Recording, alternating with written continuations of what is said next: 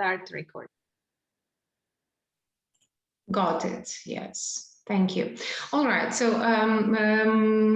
dear colleagues, we are here today having a sort of interactive cooperation, interactive class, which is going to be entitled a webinar. But you know that any activity which is held in the form of the video conference, teleconference, can actually be entitled like webinar. The only exception for today's class is that we have a guest speaker, Professor Carlos Moreira, who represents the University of Madrid. And the point why we invited Professor Moreira is that he was actually one of the first Jean Monnet professors, official chairs. He was among the first generation of professors who joined Jean Monnet project in the very beginning of the project. And that's why after joining this project, he actually experienced all the benefits that Jean Monnet activities can provide. And he is a very honorary and dignified member of Jean Monnet community. And that's why whenever a conference or kickoff meeting of Jean Monnet coordinators and project teams is held, Professor Moreira is always invited, because he, like nobody else, knows how to guide the process of improving the quality of European education by means of introducing or somehow involving outstanding personalities who can not only provide qualitative teaching, but also can become opinion leaders and people who can somehow shape the general opinion within the European Union in many spheres, in various spheres. Professor Monet's field of expertise is law, but at the same time, he is a very experienced teacher, a very experienced professor, and he had been taking part in Jean Monnet activities for decades already, like for more than 25 years, if I'm not mistaken. What we're going to do today, we're going to watch his outstanding lecture that he delivered last week at Cambridge University for the students of law. And this lecture, it's a perfect combination of two mainstreams, information mainstreams. The first mainstream is some misconsiderations and mismatches in the functioning of the EU law. Since the EU legal system is far from being perfect, and Professor Moreira, like nobody else, can give proofs to this idea. So he tried to maintain the key points where the problematic issues may appear, just due to the thing that there is, as you know, the primary and secondary law of the European Union. And sometimes these two laws, they don't have the right way to coexist with each other. This is what Professor Moreira is talking first and foremost. And the second issue, which is very important for all of us, especially for Ukrainian scholars and Ukrainian researchers, is the fact that he definitely tries to somehow predict the consequences for this wrong interaction between primary and secondary law in the European Union, the consequences that it may produce due to Ukraine and Russia war. So since we are all experiencing the aggression of Russia against our sovereign state, somehow understanding why the reaction of the European Union goes this way, not the other way. Sometimes we do not clearly have enough information to understand why the EU reacts this way, not that way. And this is a very interesting issue, another important point of Professor Moreira's lecture, where he tries to somehow give reasons and give arguments why the EU is so slow at reacting at Ukraine and Russia war, why, for example, some legislative issues prevent the European Union from being united and unanimous in solving the problems which seem to be so obvious for us, but they cause a lot of complications for the European Union. What is very interesting for me as a linguist is that Professor Moreira, in his lecture, he has been involving a very demonstrative metaphor, the metaphor of metaverse. I'm sure that all of you have heard about metaverse, This is the virtual environment that is going to enter our life in the nearest future. And as far as my opinion is concerned, I think that metaverse is going to change our life dramatically, because we are going to make a choice and to move from the real world, objective world, into the virtual world of metaverse. And Professor Moreira is using this metaphor of metaverse in order to somehow predefine this artificial, judicial and legislative environment, which is now not that productive for the European Union. Because due to these legislative limitations, the European Union cannot be united due to its reactions and steps in order to support Ukraine. Sometimes misconsiderations and even sometimes conflicts occur. We all have been watching the reaction of many EU countries, member states, and somehow we know that these reactions, they can vary from one member state to another. So Professor Moreira tries to explain why it happens and why there is no, as of now, there is no legal way to regulate this lack of consolidation among the EU member states in resolving Ukraine-related issues. It doesn't only have to do, it doesn't only deals with providing military support and providing various types of arms and heavy weapons. Okay. Some problems with connection, with Irina Pavlyvna's connection, but can you hear me, guys? Yes. Yes. Yes. Yes. Yes. State in the general trending policy. Let's give Irina Pavlyvna a couple of minutes. If the problem won't be fixed, we will continue with the lecture and with some introductions that I can give you too, but I will inform Irina Pavlyvna that we don't see her. So many messengers. Please forgive this problems, but I'm sure you understand that things like that can happen. I see that in a chat, many of you ask the recordings of this webinar. Well, I'm sorry, Anna Leonardovna, sorry. Something is wrong with my connection. You were disconnected for a couple of minutes, that's okay. And I'm answering the questions in the chat that you will be able to receive the recordings of this webinar. We will provide the links after we actually discuss and finish everything we want to.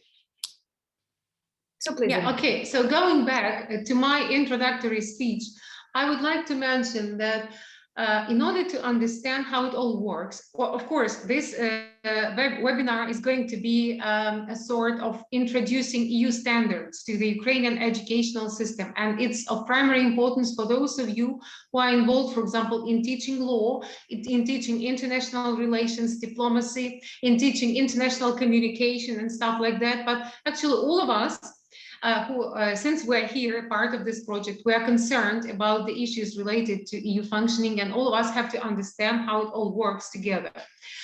So another important issue to understand this lecture is the point that, as probably you already know, the European Union has two levels of legislation, the primary law and the secondary law, or sometimes they call it primary legislation and secondary legislation. Primary legislation, does anybody remember what can go to the primary legislation of the EU European Union? Does anybody know? If there are no volunteers to introduce, I will tell you. Basically, the primary legislation deals with main treaties. First and foremost, it's about Lisbon Treaty. This is the EU treaty, the main EU treaty according to which EU is functioning nowadays. And if you remember Lisbon Treaty, the main purpose for this treaty was actually to find with regard to constitutional issues. And they had been discussing the possibility of adopting the EU constitution. And since some member states resisted and they refused to support the idea of the EU having the common constitution, the Lisbon Treaty, it's a sort of a constitution and EU treaty all in one, two in one, yes? So it has its constitutional issue, its constitutional nature, sorry, because since it doesn't have articles, but nevertheless, it prescribes all spheres of EU functioning, just like the Constitution does. But the case with this primary and secondary legislation is that since Lisbon Treaty belongs to the sphere of primary legislation, the secondary legislation is actually executed at the level of member states. It's a sort of legal systems. It includes legal systems and legislation issues that are carried on by member states on their own. And of course, we understand that in ideal, there should be no contradictions between Lisbon Treaty, which is the primary legislation sphere of the European Union, and secondary legislation system, which indicates or represents the legal systems of the member states. And Professor Moreiro's lecture tries to show this misbalanced cooperation between primary and secondary legislation in the European Union, showing these problematic issues, which are brought about by mismatches between Lisbon Treaty and individual legal systems of the member states. And just in times of war with Russia, these miscoincidences and these mismatches, they can cause serious troubles and serious problems for uniting the European Union in their support of Ukraine. And just because there is no this very metaverse, it's the artificial legal environment which somehow aims at predefining and prescribing possible cooperation between primary and secondary legislation. But it fails to do so because some important legal regulations are missing. And this is the main issue that Professor Moreiro is trying to emphasize in his lecture. In general, the topic of our webinar mainly deals with introducing EU standards in Ukrainian educational system and providing sustainability. But what can be more important for us now than understanding the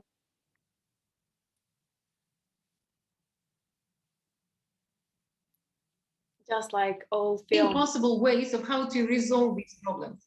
So that's why, in case you have some ideas, or in case you come up with some possible solutions or maybe debatable issues, so you're welcome. In the end of this webinar, we can go back to the discussion.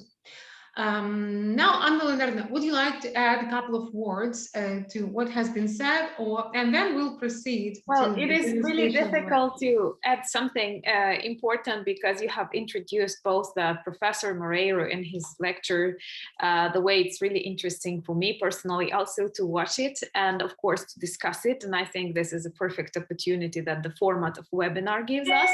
And just a very small observation, I do believe that such people-to-people context or university-to-university context, professors-to-professors context are extremely important because they also provide the smooth integration of Ukraine into the European educational area. Something that is really important, but from the perspective of other Ukrainian areas, starting with legislation, I don't know, economics and other aspects, maybe this transition can be a little bit smoother than in the other areas because you know, many of you have already had contacts with the EU educational institutions in the field of your research, in the field of your classes, I don't know, various scholarships and so on. So being introduced to professors from the EU universities, being present at their lectures and learning more about the academic style, learning more about the topics that are important in the scientific field of the European Union is all extremely important. And this lecture within this webinar also gives this opportunity. As far as I know, I'm responsible for my screen sharing and showing you this part of the lecture. So I will ask you to confirm that you can see my screen after I start sharing it, and so that I won't be worried. Do you see my screen right now? Yes, all right. Yes. Okay, Yes. thank you. So now I will be ready to broadcast this. Well, good afternoon, ladies and gentlemen. It's really lovely to see so many of you here at this, the last CELS lunchtime seminar for this academic year.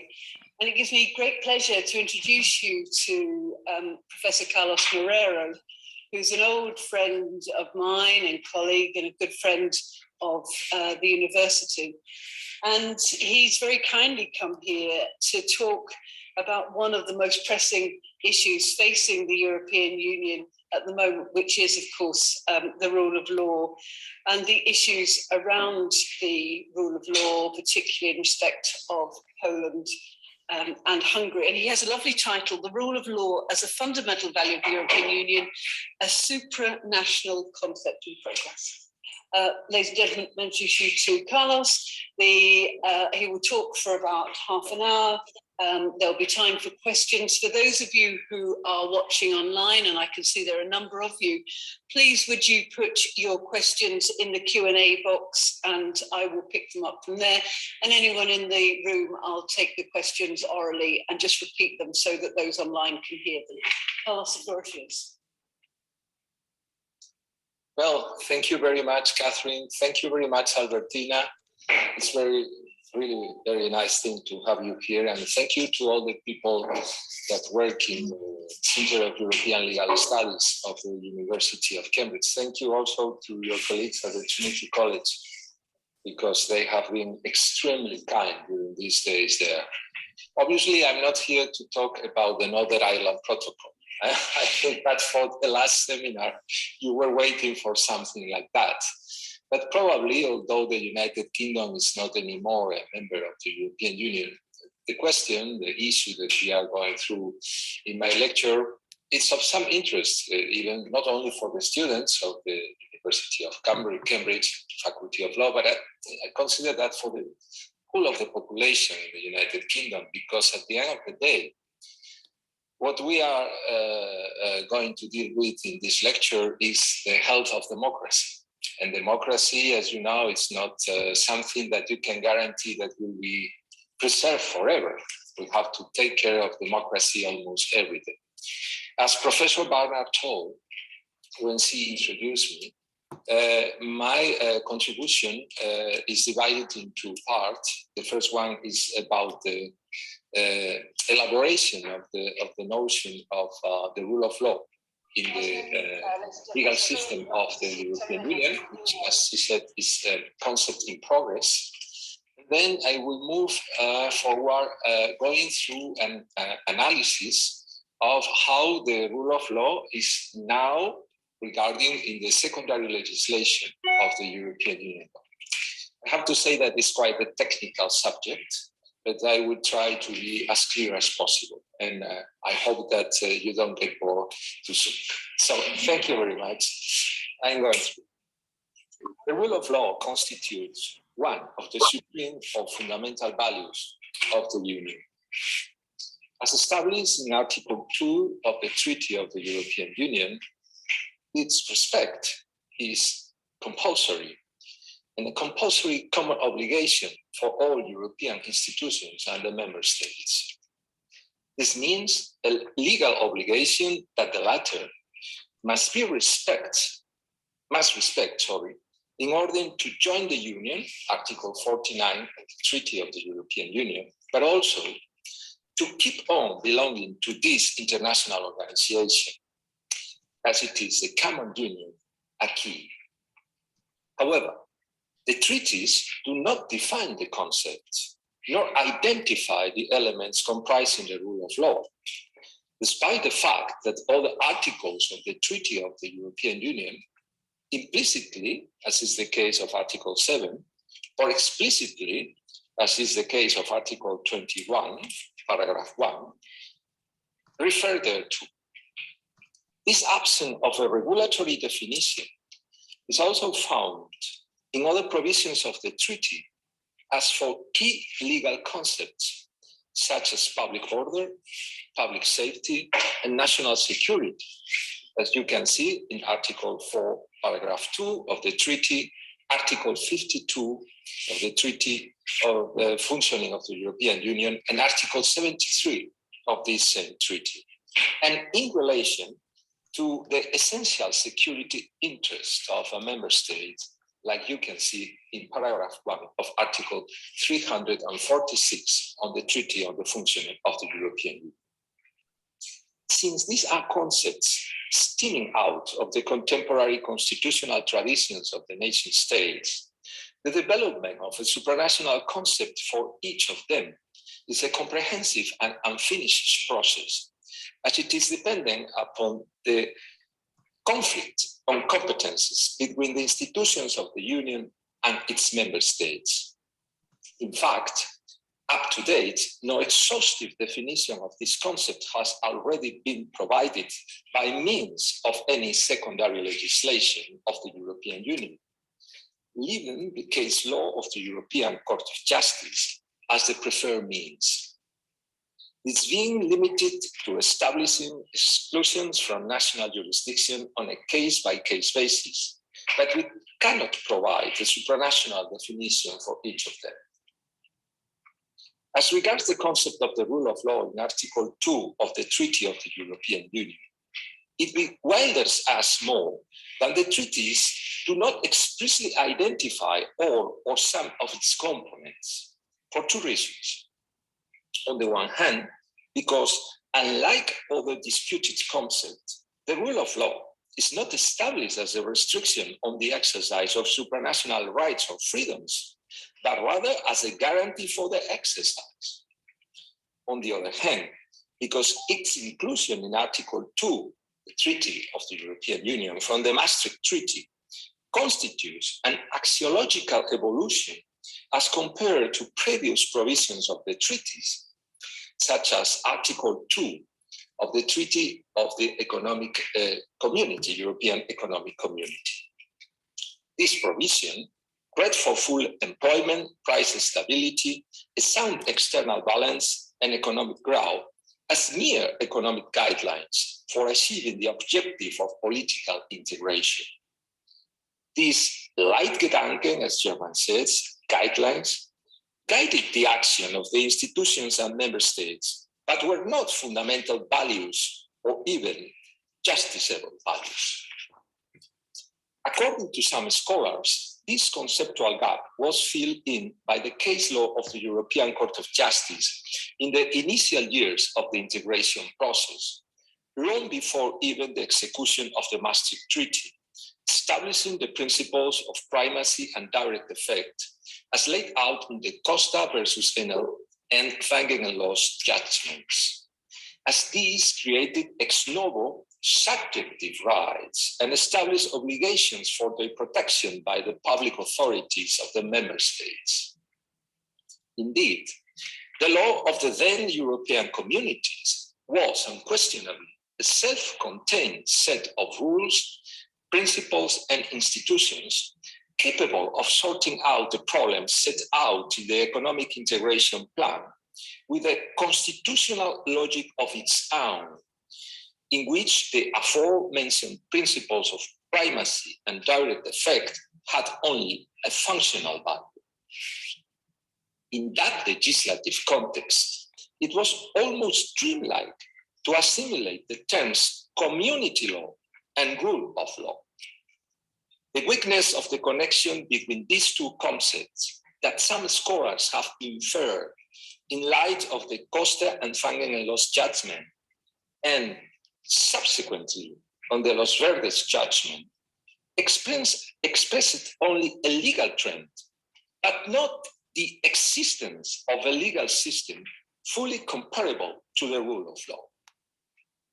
This, amongst other reasons, as community law at that point in the process of European integration did not have a specific duty to safeguard human rights. The rebellion of the constitutional courts against the application of the principle of primacy demonstrated the existence of a legal dispute that could not be overcome by legal logic. It could be said that the relativization of the principle of primacy during that period of the integration process questioned the very legitimacy of the community legal order due to its pre-democratic or a-democratic character.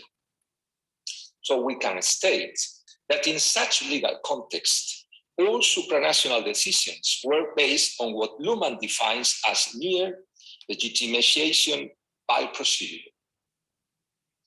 It was precisely this democratic deficit, the feature where the German Constitutional Court placed its main emphasis when it reluctantly accepted the adaptation of the Maastricht Treaty to the German constitutional system, drawing up intangible limits on the principle of attribute powers.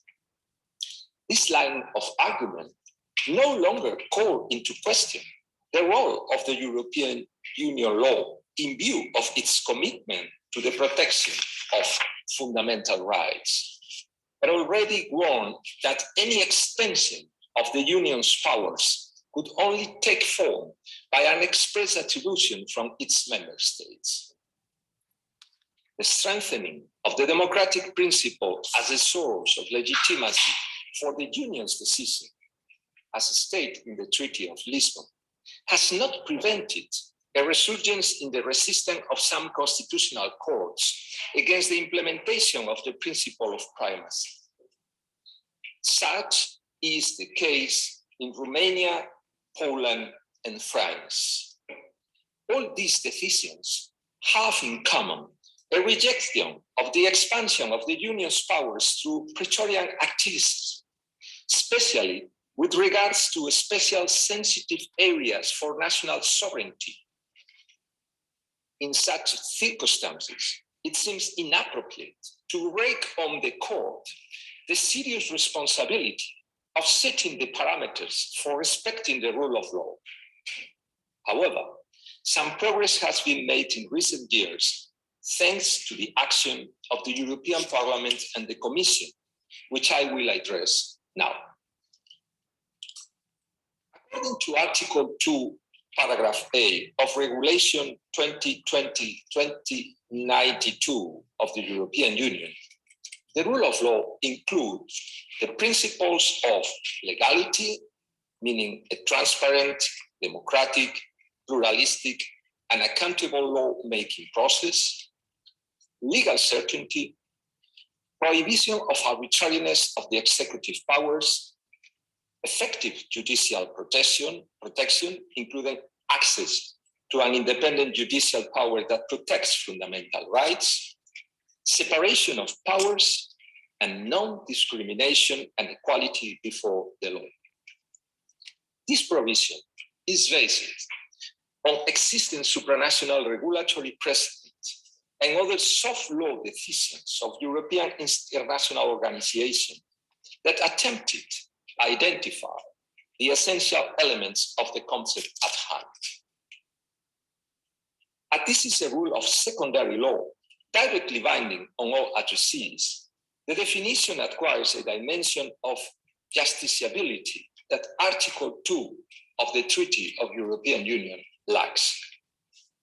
This is confirmed by the judgment of the European Court of Justice in cases C-156/21, Hungary versus Parliament and Council, and C-157/21, Poland versus Parliament and Council.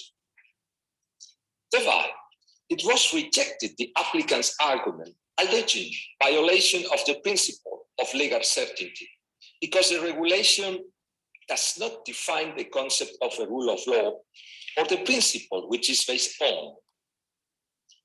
The court states that those principles have been widely developed in its case law, arising out of the common values recognized and applied equally by the member states within their legal system, and which stems out from a concept of rule of law, which the member states share together and to which they adhere as a common value to their constitutional traditions. Consequently, member states can only on an individual and precise basis determine the requirements for the implementation of each principle. However, it should be noted that Article 2 of Regulation 2020-2092 establishes a definition of the rule of law in a sanctioning legal instrument, which creates a regime of conditionality for the protection of the European Union budget.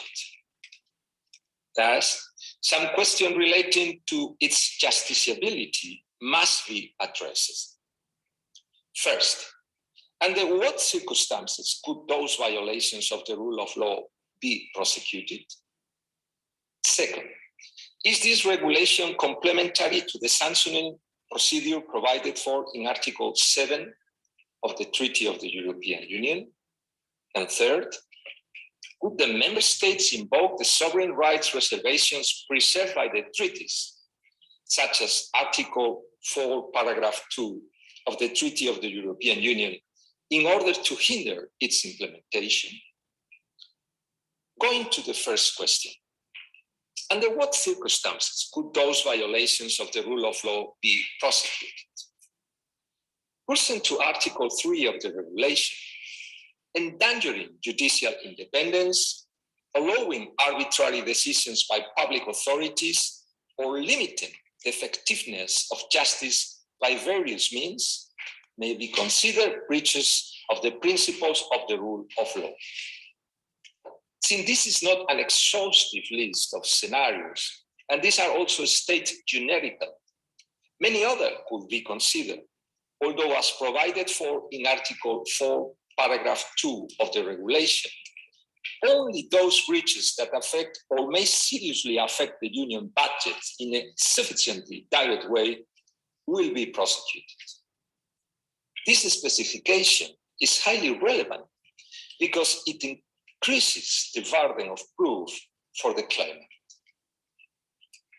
Regarding the second question, is Regulation 2020-2092 complementary to the sanctioning procedure under Article 7 of the Treaty of the European Union? Article 7 of the Treaty of the European Union provides for a preventive procedure in the event of a clear risk of a serious violation and of a sanction procedure in the existence of a serious and persistent violation by a member states of the values of Article 2 of the Treaty of the European Union. Although the rule of law is not expressly mentioned, there is no doubt that both mechanisms established by these provisions are directly or indirectly intended to protect the rule of law. However, to date, both mechanisms have been applied only on a very exceptional basis and have had no relevant legal consequence so far for the warned member states.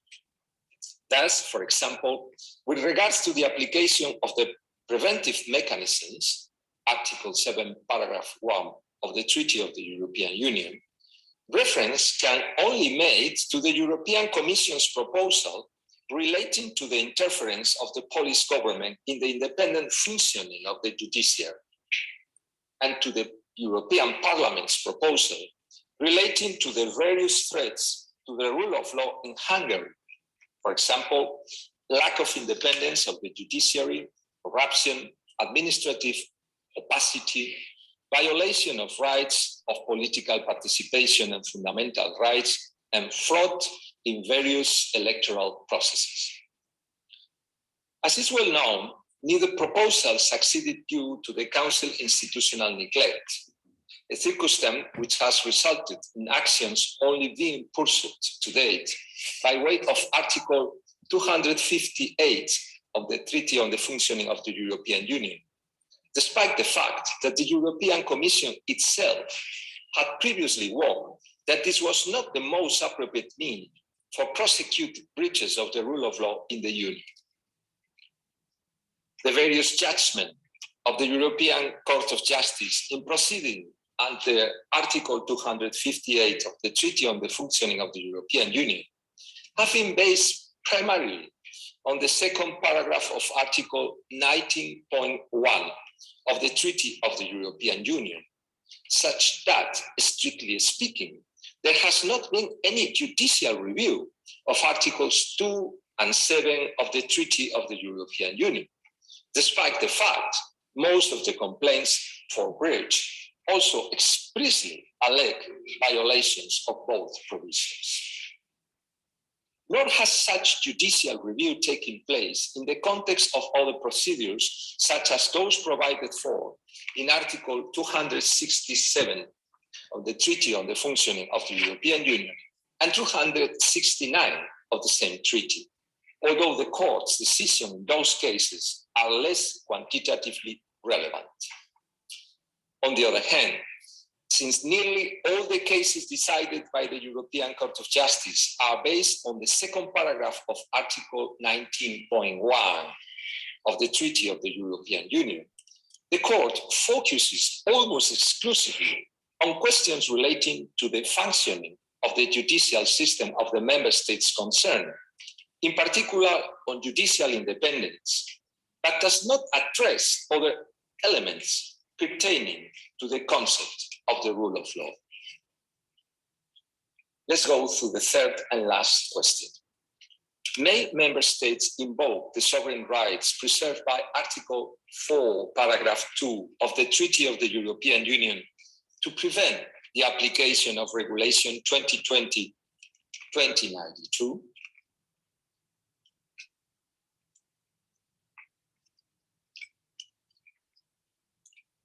Article 4, paragraph 2 of the Treaty of the European Union, establishing the principle of respect for the national identity of the member states, was also introduced into the constitutional foundations of the European Union by the Maastricht Treaty, and developed more concisely by the Treaty of Lisbon, a regulatory paradox when we compare to Article 2 of the Treaty of the European Union. Specifically, this provision distinguishes between the respect for fundamental political and constitutional structures and the essential state functions, identifying two complementary levels that refer, in the first case, to the organization of democratic life, and in the second case, to the very survival of the state. This difference is relevant for the purposes of weighing the extent on which the European Union may hinder the implementation of the principle of respect for the national identity of a member state.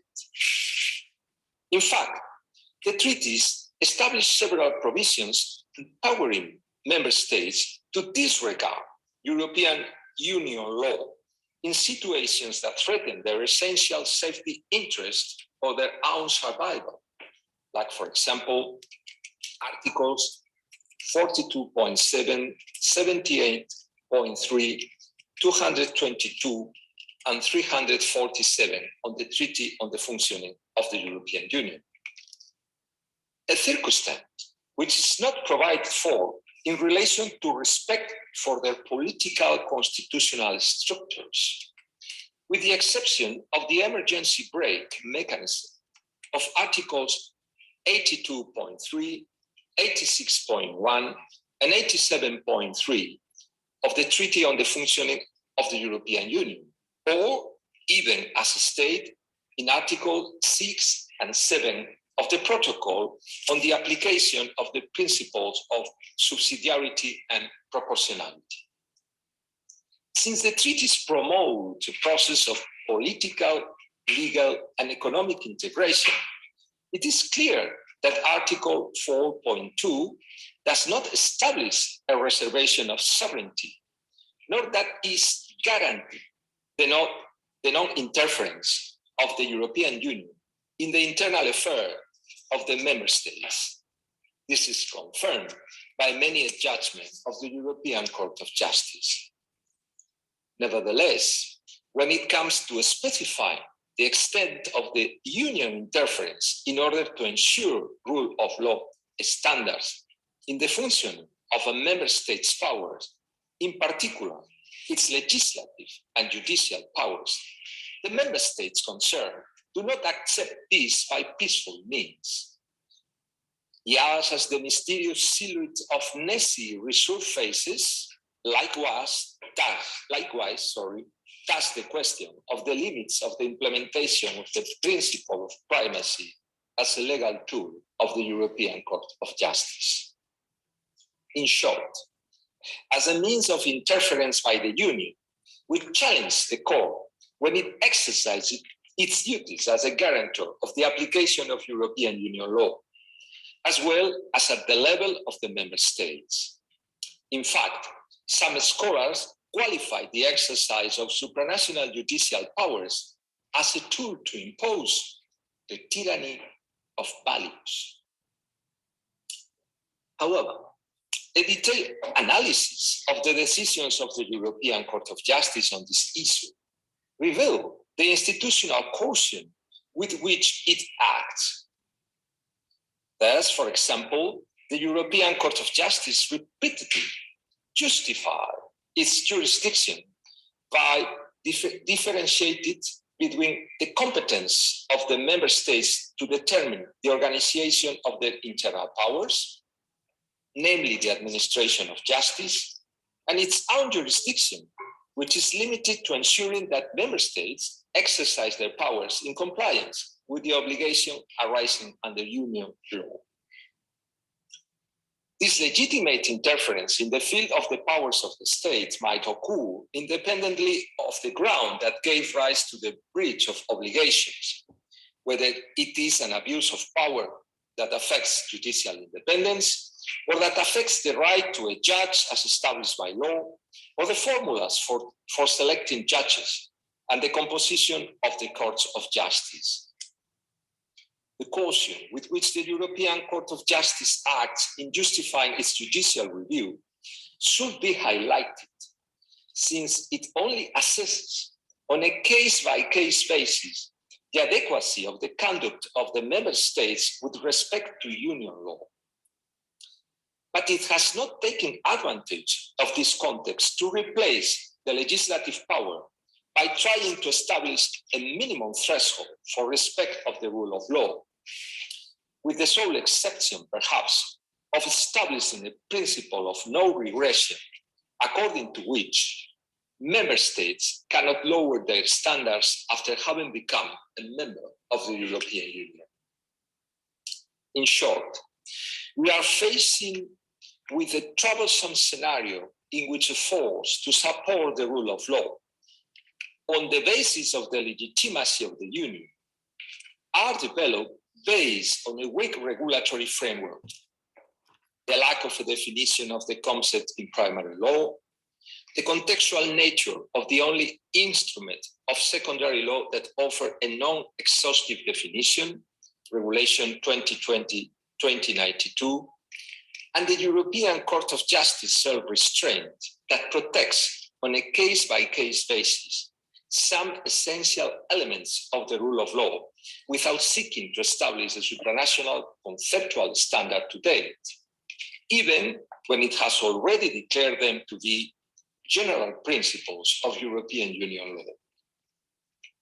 It is true that during this parliamentary term, the concerted action of the European Parliament and the Commission has made it possible to implement new mechanisms for the protection of the rule of law, such as the development of standards linking it to the procedure for monitoring the economic and budgetary environment of the member states in the so-called European semester, which was supported by the European Parliament and which is being applied rigorously and relatively effectively. Similarly, a framework was developed by the European Commission in March 2014 to address systemic threats to the rule of law in any member state, which allows the Commission to initiate a dialogue with the state concerned to prevent systemic threats from escalating. This framework was conceived as an alternative to the procedure under Article 258 of the Treaty on the Functioning of the European Union. None of these has succeeded in establishing an agreed constitutional culture surrounding the rule of law in all member states of the Union, capable of guaranteeing their unanimous adherence to the values of Article 2 of the Treaty of the European Union. Let's go with my final remarks. The protection of the rule of law within the European Union is influenced by various circumstances that prevent uniform standards from being guaranteed at the level of all member states. First, although the rule of law is a fundamental value of the Union, according to Article 2 of the Treaty of the European Union, the lack of a comprehensive definition in secondary law deprives it of direct justiciability. Second, the mechanism established by the treaties, mainly Article 7 of the Treaty of the European Union, and more recently by secondary law, Regulation 2020-2092, in order to guarantee the rule of law, essentially have a sanctioning function, which today has been ineffective. It still remains to be seen whether it will ultimately be effective, despite the recent actions by the European Commission against Hungary and Poland. Third, the absence of an agreed supranational paradigm on the concept of the rule of law has as a consequence an understandable dispute of powers between the institutions of the European Union and its member state when it comes to identify the scope of application of such sanctioning mechanism. There is a discretionary power of each member state on the organization of its constitutional powers within the framework of the democratic rule of law that is not strictly defined. This dispute of powers allows some member states to engage in unique interpretations of the exercise of their sovereign powers on the basis of Article 4.2 of the Treaty of the European Union, and to take advantage of various circumstances to hinder the supervisory powers of the European institutions. The current international crisis of the war in Ukraine is a clear example. Fourth, the European Court of Justice cannot become a rule maker that fills in the aforementioned regulatory gaps. In addition to damaging its institutional independence by having to advocate a regulatory paradigm that is not based on a consensus among the member states, the European Court of Justice will slow down or even prevent a supranational definition from being developed through such consensus. However, a change in the circumstances in the short or medium term could be expected if, as is foreseeable, following the conclusion of the work of the Conference on the Future of Europe, the convening of a new convention will make possible a definition of the rule of law to be included in the Treaty of the European Union. Thank you very much to all of you.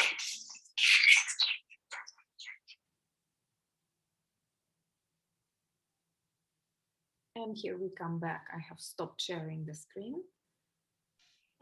Thank you, Anna Leonardovna, for the demonstration. I think that, well, apart from somehow providing an in-depth analysis of legal system of the European Union, Professor Moreira managed to emphasize some key points which are essential for the development not only of the European Union, but human civilization in general. Ladies and gentlemen, if you have questions, if you have some ideas and thoughts that you would like to share, please, you're welcome. We can talk about it. You can share your ideas in the chat. But personally, I think that for me, the biggest value of this lecture was an attempt to find the balance between the idea of having the supranational, not supernatural, actually it can be supernatural, but supranational legislative power within the European Union. This is one idea, yes, which Professor Moreira said that it can be interpreted as a sort of tyranny.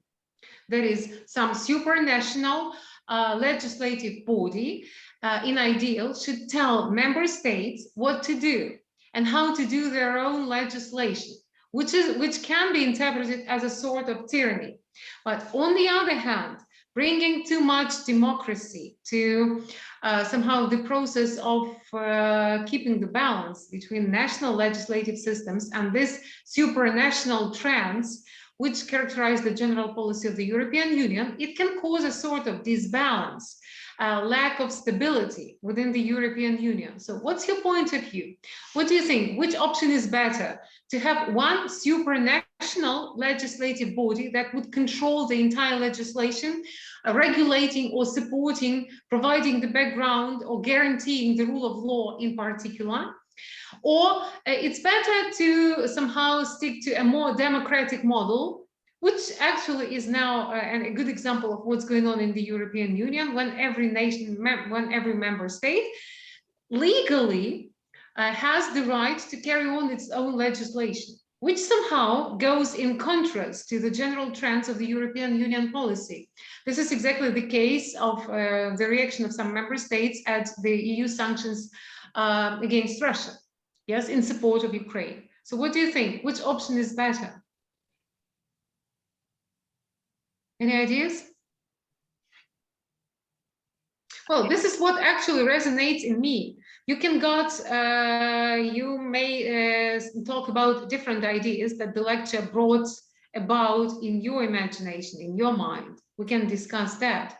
Because if you ask me what I think about this point, I don't know. On the one hand, as Professor Moreira says, there should be the clear regulation of how the rule of law should be universally obeyed and supported by all member states. And obviously, it should be done at the level of supranational legislative body. On the other hand, he says that the EU got used to democracy, and nobody is seriously considering declining democracy for the sake of establishing order in the sphere of legislation. So they are relaxed. They have been, for decades, they have been somehow cultivating the mode of democracy everywhere. But as it turned out, democracy in the legislative sphere, it appeared to cause a lot of complications and lack of consolidation among member states. So what do you think about it? Maybe I will be the first one to welcome, please. Talk. Actually, I find this lecture extremely useful and important for Ukrainians at this moment, when so many countries keep a very close eye on what is going on in Ukraine, and also considering our future as a country candidate for the European Union. And we all know that just at the start of this war, there were no doubts at all that Ukraine must become a member of the European Union as soon as possible. And as we approach June, and June is supposed to be a month when this decision can be made, we start to hear more and more options. And yesterday, the Prime Minister of Italy even said that big countries of the EU, and I decode that as France and Germany, countries who really decide a lot in the EU, are against giving Ukraine this candidacy. And 1 minute, please, candidacy is not even like a proof you will become a member. There are lots of countries who stay candidates to the European Union for decades. So it does not even mean that we are joining the Union. It is just about our more or less definite plan or strategy on how can we join it.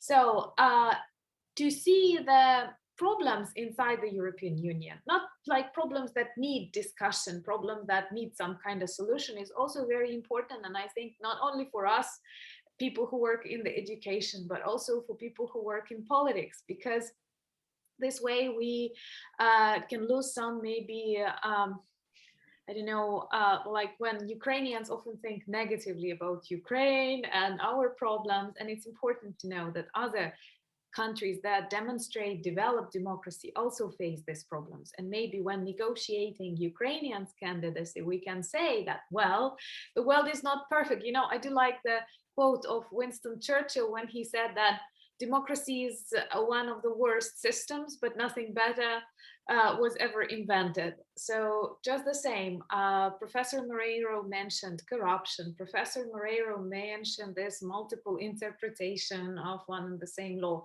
And these are things that often Ukrainians receive as reasons why we cannot be members or candidates. So it's pretty useful in this conversation and the protection of Ukrainian candidacy. Plus the very idea of democracy, like for decades, many countries of the world, and especially Europe, enjoyed peaceful existence, development. And here in Ukraine, we were hidden behind the Iron Curtain. We were always suppressed by our big brothers, you know. And it may be even that now we truly feel what democracy is, and some democratic things were lost in the conversations in this thing. So taking into account, maybe I'm too emotional, taking into account war that is inside our country, but Ukrainians really demonstrate what democracy is, and democracy has always been an action, not just like a conversation and multiple interpretations. So the more I think, and finally answering your question, I do think that maybe some supranational legislative organ is important, because if we speak about union and union must operate as one, then this is the moment. Maybe this legislation or organ must be responsible for some super important aspects of union's work, and other things can be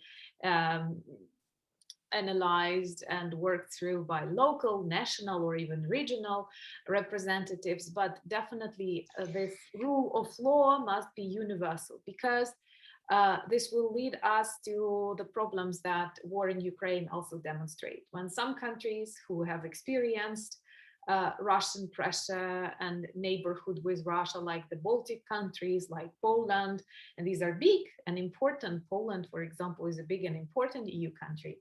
They demonstrate total support, and other countries who are very far away from Russia and who are very much into discussions and this unrealistic image of democracy. Democracy has to be protected. It must be protected sometimes with the guns. That's what Americans like to repeat. So I do think this supranational organ that can like tell democracy must be protected and protect this democracy might be important, and especially during Ukrainian integration into the European Union. And I think it's the only possible solution for us. And as I have already mentioned, in the sphere of education, coming back to the idea of the webinar, it may be easier because people-to-people contacts, lectures like this, they build the bridges. And I think that people in the EU universities and the Ukrainian universities, they are not so far away from each other as some people in other spheres of life, like many things in Ukrainian education have already been adapted to the needs and standards of the European Union. So maybe the sphere of education research can actually be one of the strongest pillars of Ukraine's integration. I'm sorry for taking it so long. But maybe. Thank you, Anna Leonardina. Thank you. Does anybody else want to somehow contribute or share the ideas? Mr. Kyrylo Sokolov, welcome. Yes. Kyrylo. Thank you. Can I share my opinion? Yes. Sure, of course. So for my own, I think I'm not sure about this, and it's a question about your statements. So I think every state has statements have really good and have really positive and negative sides. So, but maybe it's a true solution between these points. I don't know sure, but it's a solution about making a balance into these points. Maybe I think so. Thank you. Mm-hmm. Yeah, I see. So given that Ukraine, well, we all strongly believe that, well, Ukraine has to be given this very status of the EU candidate. What do you think should be the position of Ukraine with regard to the rule of law? Shall we support, for example, our legal system being subjected to the EU supranational legislative bodies, like, for example, the Court of Justice? Or shall we still insist on somehow keeping or sticking with our own individual model, which apparently differs greatly, strongly from general standards of the EU, of the European Union? What do you think?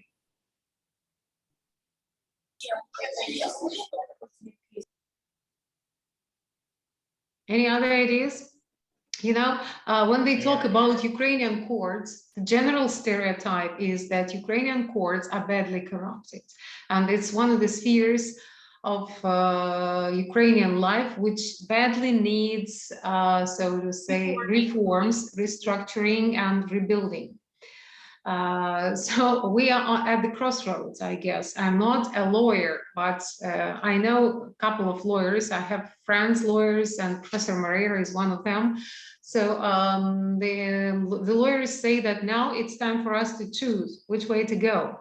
Either to totally merge with the EU, this very disbalanced system, which will again give Ukraine the possibility to maneuver, and not to be precise with establishing, for example, or with distributing the powers between legislative bodies. So if we follow the already established EU model and pattern, we can become even a worse example than, for example, Poland and Hungary, Romania, that were mentioned by Professor Moreira.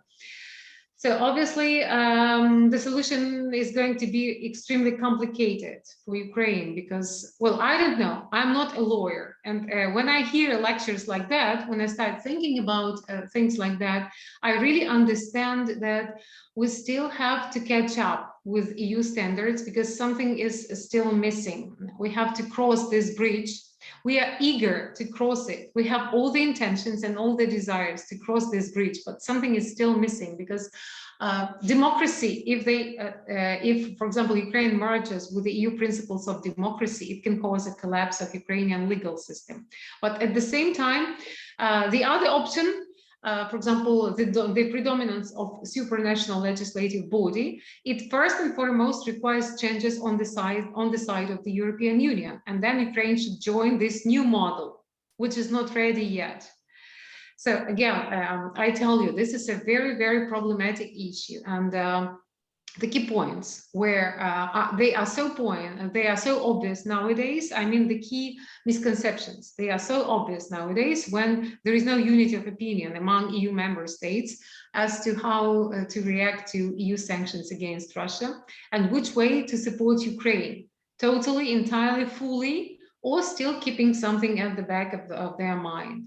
So indeed, a very complicated topic. Thank you, Kyrylo. Thank you for your feedback. Does anybody else want to share something? May I share? Yeah, welcome, Mr. Anton Buhaychuk. Welcome, Anton. Yeah, so I'm also not a lawyer at all, and I'm not that sure about some peculiarities of the EU law, but I think that our candidacy and our movement towards the EU means unification on different levels and in different aspects.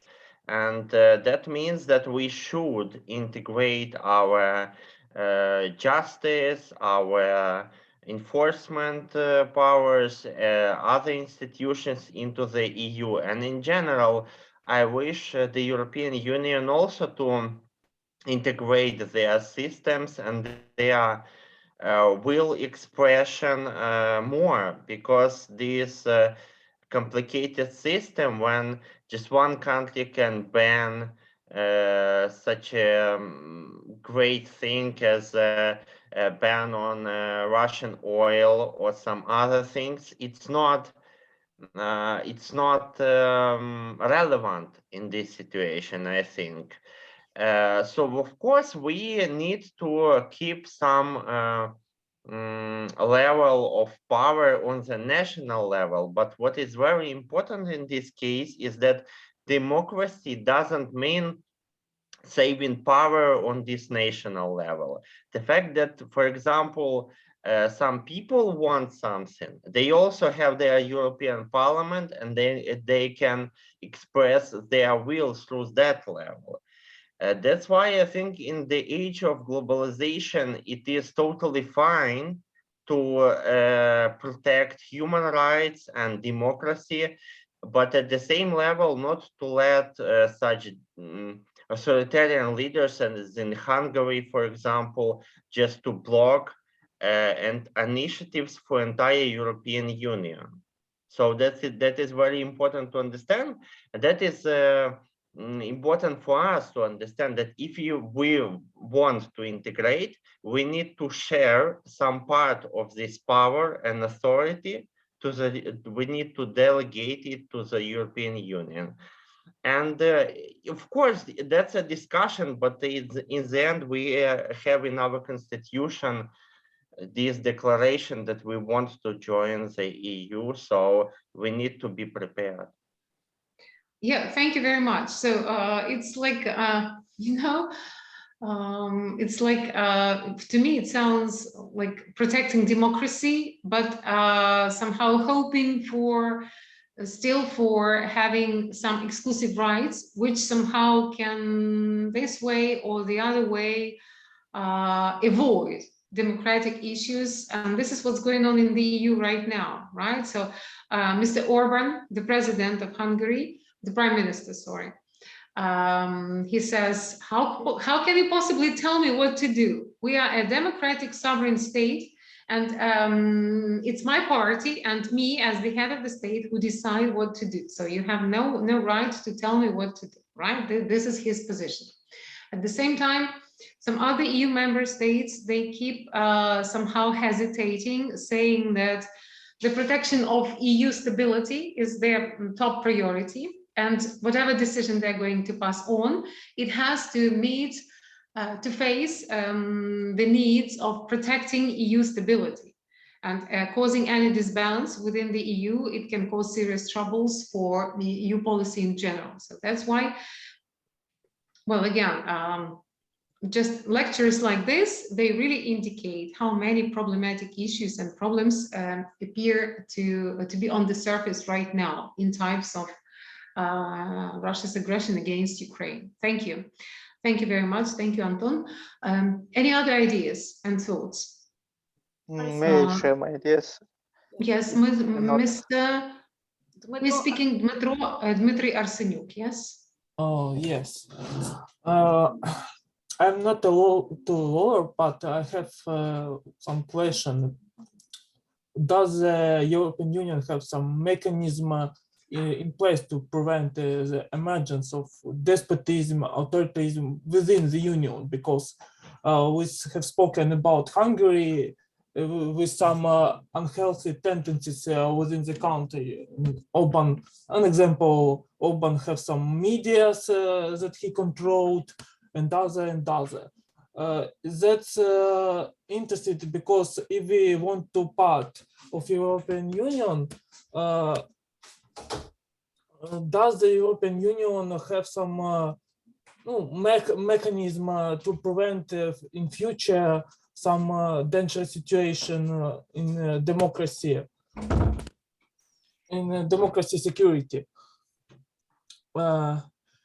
And of course, we should accept that old Europe is still in old Europe. So as Europe is being very cautious about new potential members, and we also must be careful to integrate their mechanism in law. That's all. So. Yeah, thank you, Dmitro. Yes, the fact that we should be careful, it remains undoubtful, because, of course, within the recent years that preceded the war, we all had noticed a lack of consolidation between the EU members, and it was not a secret for all of us that there hadn't been unity of opinion regarding some vital questions within the European Union even before war. But after the war began, the situation appears to be so obvious that it's like every Ukrainian now can create the sort of division of the EU countries depending upon their attitude towards the rule of law, democracy, and first and foremost, the intentions to support Russia or to stay moderate, yes, or just to be radical and to support the majority of the democratic world and to support Ukraine in our fight for independence and for victory over Russia in this war. Yeah, so it means that the EU had problems even before war, and now they are becoming more and more obvious. So who knows where all this will lead the European Union? We'll see. All right, as far as I don't see more hands, thank you everyone for joining. I hope that Well, we uploaded the link to this lecture. In case you are interested in somehow more detail about it, please go back, watch it again.